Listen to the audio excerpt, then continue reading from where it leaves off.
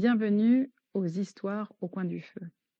Combien de fois ai-je entendu «je regrette», «si j'avais su», «je culpabilise» et quand je vous dis que j'ai entendu ça des milliers de fois, c'est pas des blagues, c'est vraiment des milliers de fois et c'est pas je culpabilise sur 5 ans, 10 ans. Je reçois des personnes qui culpabilisent de choses qui se sont passées il y a 30 ans, il y a 40 ans, il y a 50 ans. Souvenez-vous, au niveau de l'inconscient, il n'y a pas de temps et donc c'est quelque part, pour certains, certaines, une punition ad vitam aeternam. Voilà pourquoi je vous raconte cette histoire, parce que, un jour, je reçois un procureur de la République qui m'explique, quelque chose que je ne connaissais pas du tout au niveau de la loi française, qu'au bout d'un certain temps, au niveau de la loi, il y a des temps où il y a une relaxe. Il y a quelque chose qui se relaxe au niveau de la loi et moi, ça me fait tilt. Je me dis: «C'est quand même incroyable». La loi prévoit une relaxe, mais nous, au niveau de la loi intérieure, au niveau de l'inconscient, au niveau de la conscience aussi, il y a quelque chose qui se relaxe jamais. Et je peux aller jusqu'à me punir. C'est là où ça devient, j'allais dire, intéressant pour une psy, c'est-à-dire, qu'est-ce qui fait que je ne m'autorise pas à vivre pleinement parce que j'ai fait ci ou ça?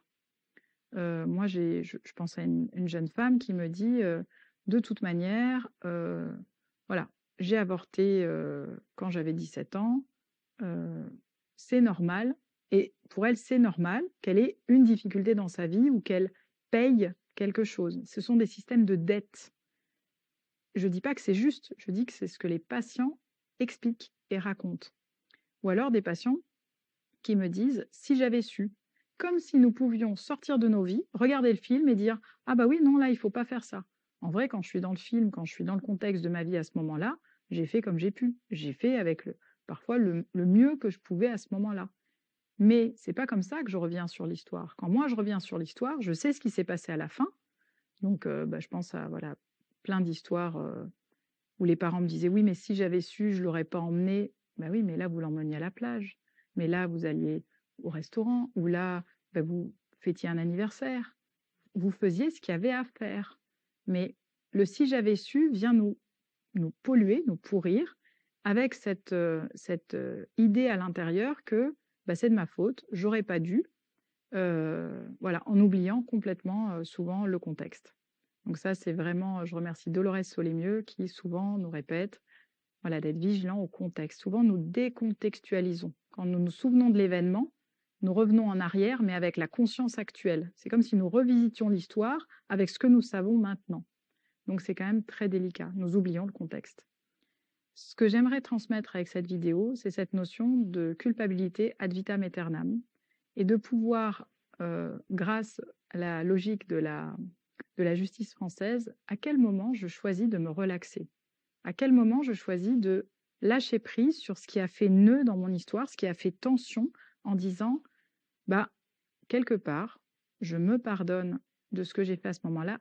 C'est même pas forcément juste de devoir se pardonner, mais si je m'en veux, autant apprendre, bah, déjà accepter que je m'en veux et ensuite pouvoir relâcher.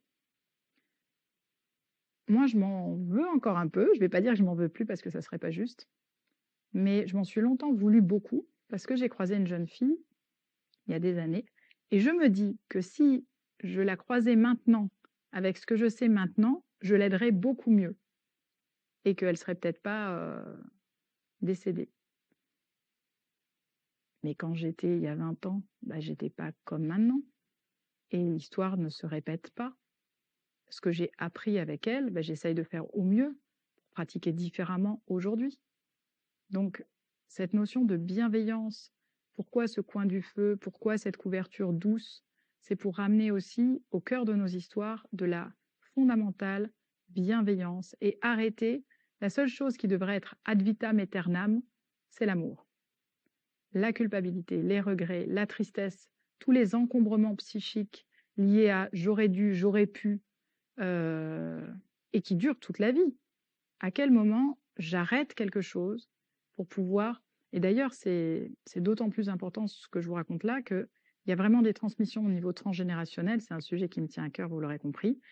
Là, j'ai encore accueilli une dame qui me disait: «Mais c'est pas possible, ma fille a avorté, le même moi, le même âge que moi à son âge. Et je vous jure, je lui en ai pas parlé, mais je la crois qu'elle en a pas parlé. Et c'était peut-être même une difficulté de ne pas en avoir à parler, parce qu'elle avait honte. Je vous ai pas parlé de la honte, mais ça fait partie, malheureusement, des grands tyrans qui vous tirent vers le bas. Et donc, libérer cette capsule de douleur en la nommant, en disant, en osant poser quelque chose.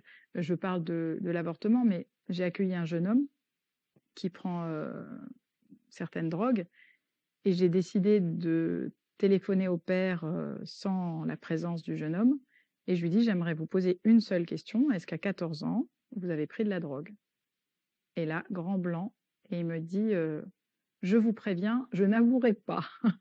Et je dis mais c'est pas pour moi, c'est pas pour avouer ou pas, c'est juste que votre fils, là, il se pose des questions, est-ce que vous au même âge?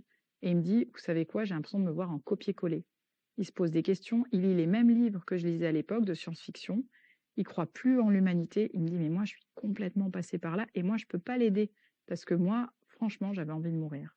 Et je lui dis mais est-ce que ça serait possible de trouver, peut-être pas avec ces mots-là, mais quelque chose où vous pourriez dire à votre fils que vous n'avez pas toujours été comme il vous connaît maintenant, mais vous avez traversé certaines choses pour permettre à votre enfant d'entendre que bah voilà, il y a plein de chemins qui permettent à un moment de devenir aussi, comme vous, un homme qui, son fils admirait beaucoup son père. Et ben cet homme, il a dû passer plusieurs semaines pour pouvoir accepter qu'il s'en voulait, qu'il n'avait jamais dit à sa femme, de la mère de l'enfant, mais il y a des choses qu'il avait tues de son histoire. Voilà. Elle l'a connu après ces événements-là. Et quelque part, tant que nous n'avons pas récupéré, vous savez, c'est un peu comme les poupées russes, tant que nous n'avons pas récupéré l'intégralité des zones de souffrance, vous voyez, d'abord nous sommes coupables ad vitam aeternam pour nous, donc ça nous pourrit nous, mais en plus, cadeau bonus, ça peut aussi travailler, traverser. Souvenez-vous de cette phrase qui est inscrite dans la Bible, ce sont les parents qui mangent les raisins, ce sont les enfants qui ont les dents qui grincent. Donc là, c'est vraiment l'opportunité de passer à autre chose et de libérer ces zones d'enquistement de souffrance pour libérer la respiration, l'amour, la bienveillance. Et je nous souhaite à tous de grandes libérations.